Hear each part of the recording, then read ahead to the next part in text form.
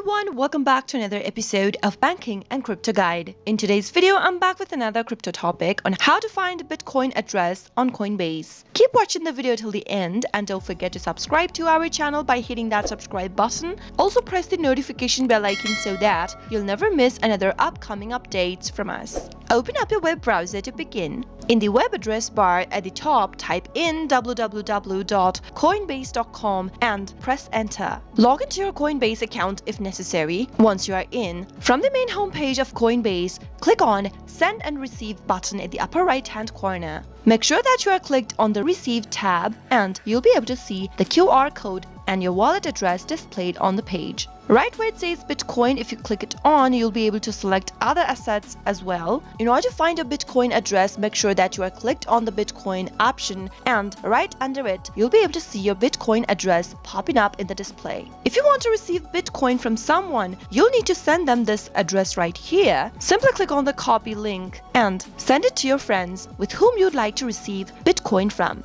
That is how you can find your wallet address for Bitcoin using Coinbase. I hope the tutorial was helpful to you. If it was, go ahead and give us a thumbs up. I'll be back soon with more tutorial videos like this. Thank you for watching.